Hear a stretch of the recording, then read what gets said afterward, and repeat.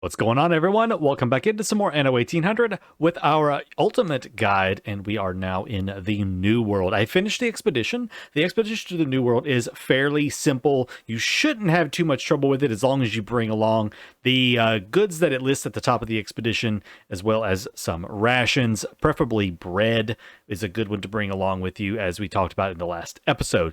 Someone did ask, or did make a comment, that if you don't bring along enough like 50 tons of something, do you get a lesser skill bonus? And yes, you do. You do get a lesser skill bonus for bringing along less than 50 tons.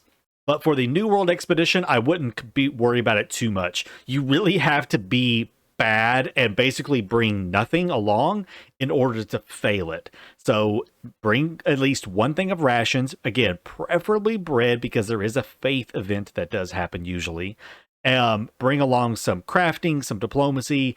Usually, if you get 9 times out of 10, you will get a bosun specialist from an early quest from your farmers. Bring that or any other specialist that you get from your early quest from your farmers, or any of the other AIs on the map that you get something from.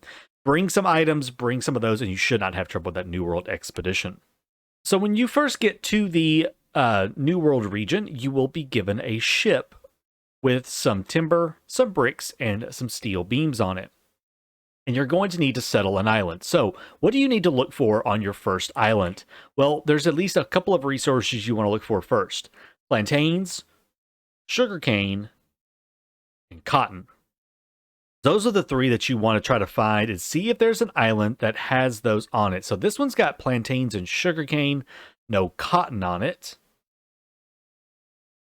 Okay, so here we have an island that actually has all 3 of the things I'm looking for. It's got plantains, sugarcane, cotton. It also has coffee, tobacco, and cocoa. This is a good island. The problem is that it's really far away, and I love this particular island for a city, but it's really, really bad for farmland. So we're going to have to make a compromise. You generally want to grab your first islands up on the edges up here, as close to the the right hand side of the map as possible. That way your travel distances are fairly short. So I am actually going to go for this island right here as my initial setup. It doesn't have cotton, but that's okay. I can grab another island for that. But it does have a lot of good stuff. It also has 20 oil fields, so that's really, really good. So I'm going to come over here. We're going to settle this island. And since we do have 50 steel beams, I'm going to go ahead and grab a couple of more. I think I'm going to grab this island right here. And then possibly this one. Now, the reason I say possibly is because I want to look and see about these gold mines. We've got 6 gold mines. Where are they? So there's 3 there. There's 1 there. So what I'm looking for is gold mines that are in close proximity of one another. And by close proximity, I mean like this. I can get 2 gold mines within the range of a single trade union right here. That is really, really important if you plan on getting gold ore from the New World. Now, there's lots and lots of ways to get gold ore in the game, such as buying it from Eli. There are specialists that can provide gold ore, or change the need for gold out with something else. If you have the Passage DLC, there's also deep gold mines up in that region. So there's lots of ways to get gold. I love gold! If you are wanting to get it from the New World, I always suggest looking for islands that have multiple gold mines next to each other. Here's another good one. This one has 2 gold mines next to one another. You take a look over here at this one. I can get 2 gold mines within the range of that trade union as well. These aren't so amazing. There's another good one right there with 2 more.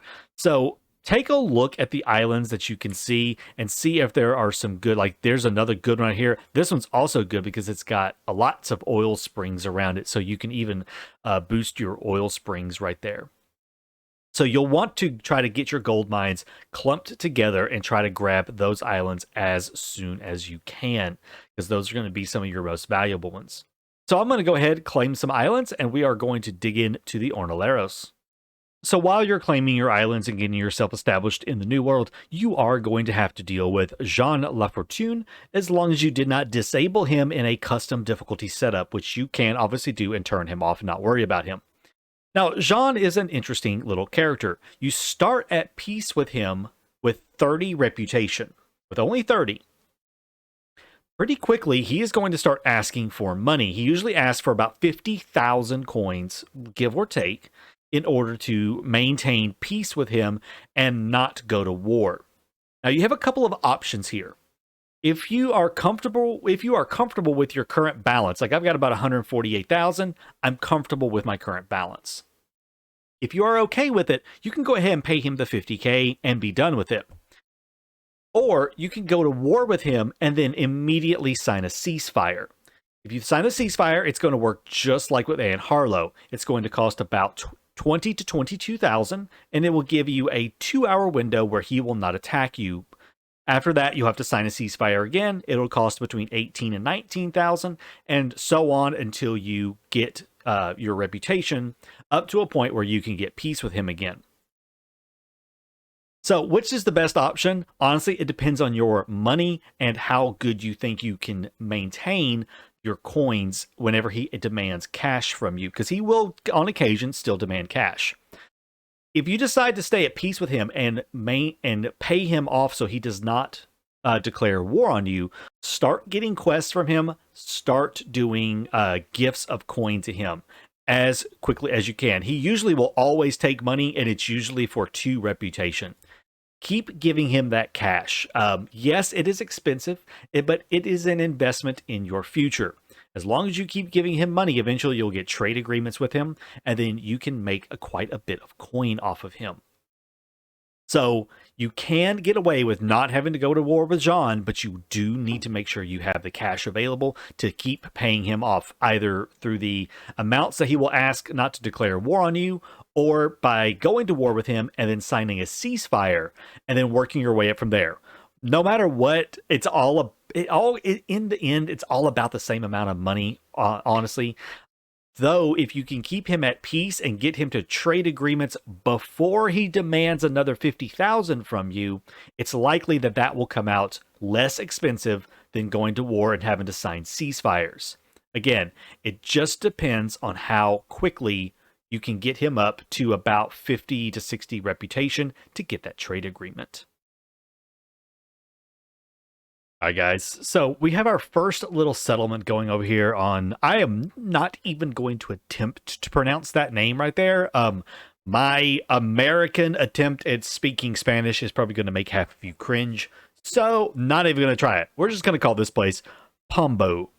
Pombo here, we have a little settlement going. We are a little shy on our workforce, but I did just place down some more, and we are now getting our first thing of fried plantains in. That is the first need that they want. So it's just a simple fried plantain kitchen, 1 fish oil factory, and 1 plantain plantation. The biggest thing that you're going to be getting out of the New World early on is rum. Rum is an early money-making machine for you, and you definitely need to be producing it. If we take a look at our statistics screen here, and we take a look back at Flaley, we can see that I need 3 tons of rum per minute.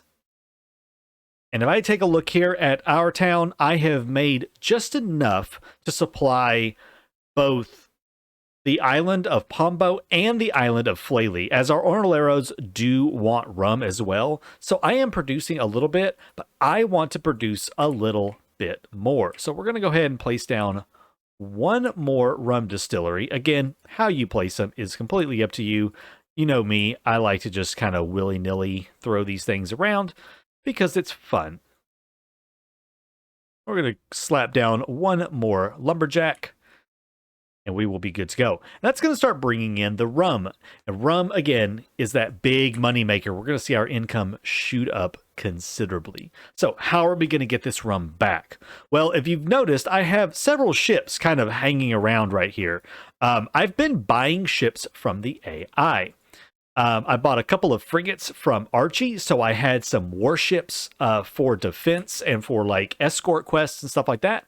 I've bought, of course, this is the clipper that we got from Isabel.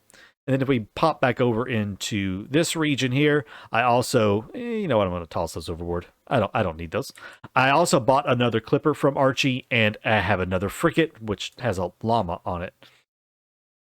Frigate with a llama. So we have all of that right there going.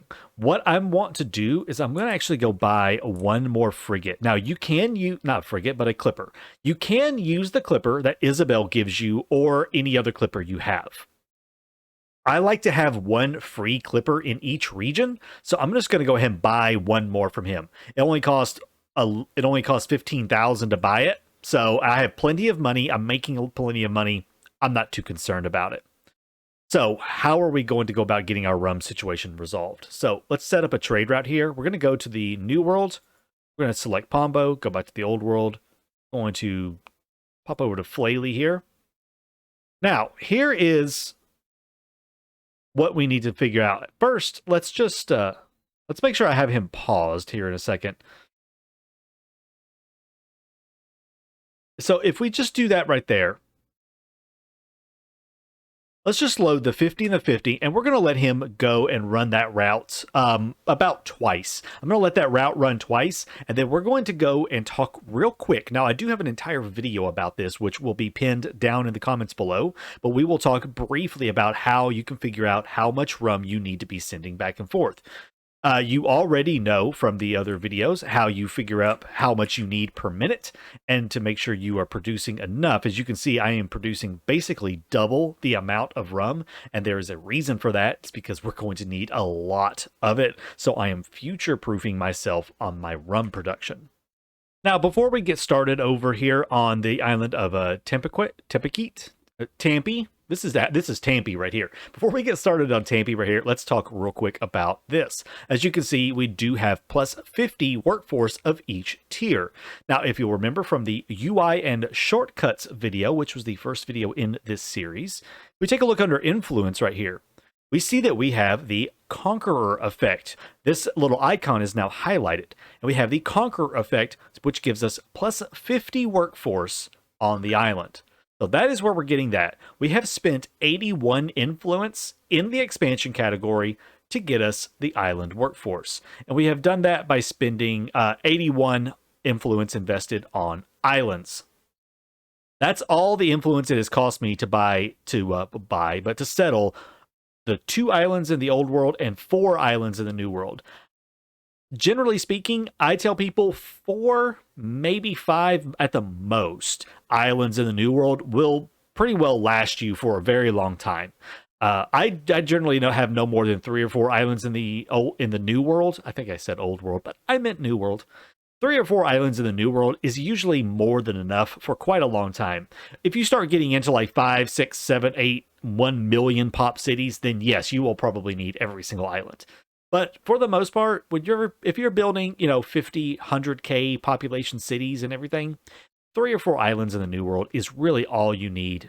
Space management is a thing here that we will be talking about as we continue the series and as we have to condense more and more stuff into these islands, because everyone knows there's lovely rivers all over the New World islands that take up lots and lots of space.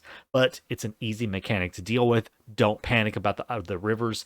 We can deal with that.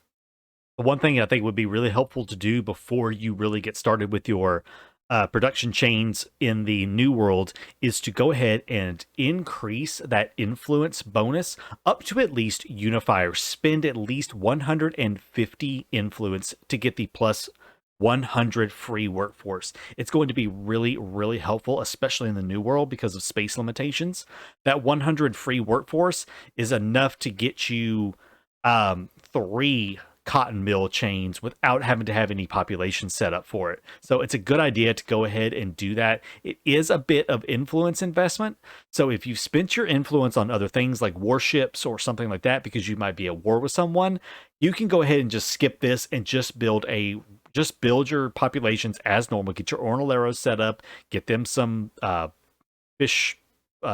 fried plantains, that's the word I'm looking for. Get them some fried plantains and stuff going, and supply your cotton mills and stuff with your regular workforce. But if you have the influence available, go ahead and get that 150 influence investment and unlock at least the Unifier effect. The world leader takes quite a bit more. It is 300 influence, so that's a significant investment right there. But the 150 is doable as long as you have been properly expanding and getting those bonuses for the plus 20 influence for every global population milestone.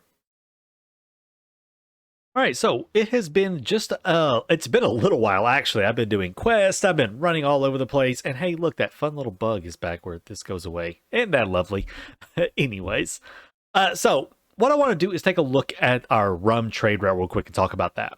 So again, I do have a full video about that linked down below, but let's talk about it real quick right here. Our first delivery of rum into the old world was 35 minutes ago. Then a second delivery of 50 rum was brought 16 minutes ago. So that's 19 minutes between deliveries. So it's a 19-minute turnaround from our clipper going from the new world, bringing rum to the old world, going back and picking up and making the cycle again. It's a 19-minute turnaround time. So what I want to do is take a look under our consumer goods. I want to look at our rum. So we need 3 rum per minute. So if I take that 19 minutes and I multiply that times 3, I need 57 rum being brought on a single drop-off in order to meet that time. However, I'm only bringing 50. So that tells me that I need to load more rum up. We know we are producing enough rum. That's soap. We know we're producing enough rum. I just need to load more rum up. So I'm going to hold down left. I'm going to hold down left the shift button, and I'm going to left click this.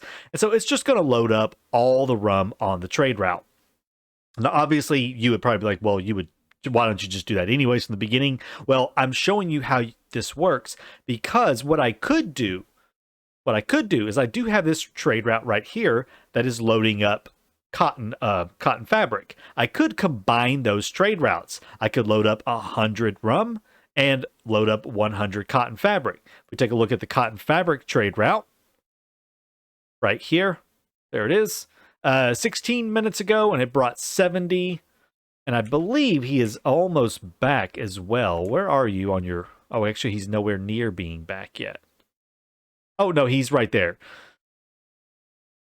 So we'll say we'll say 20 minutes, about a 20-minute timer. Sometimes it's okay to go ahead and, up that a little bit. So, about a 20-minute time frame on that. And we are needing, I don't know how much I need yet because I have not built a fur dealer. Well, let's see how much we need.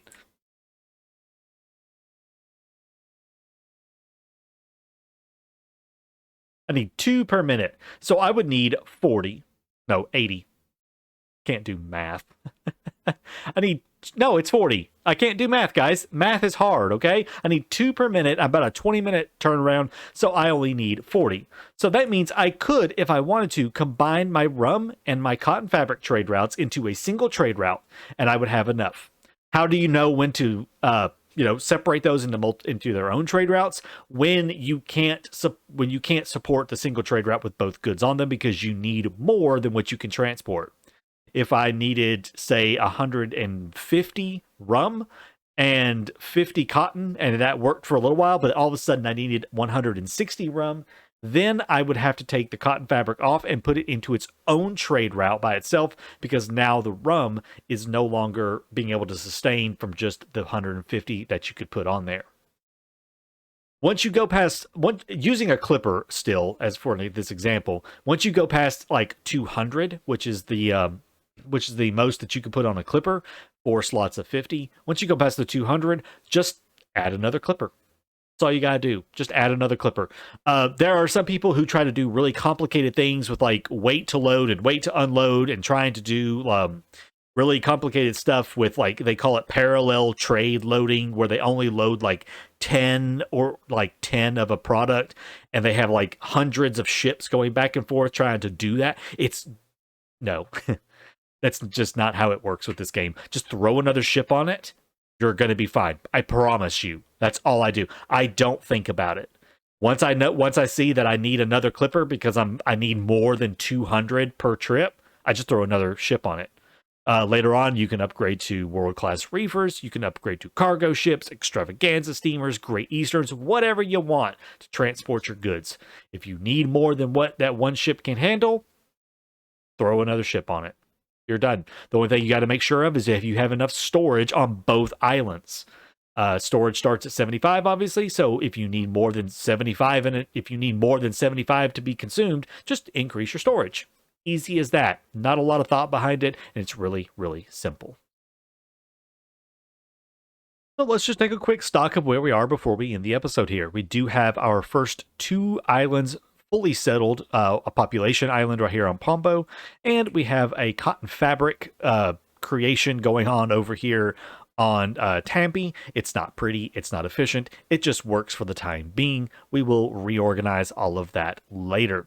I have my 4 islands here.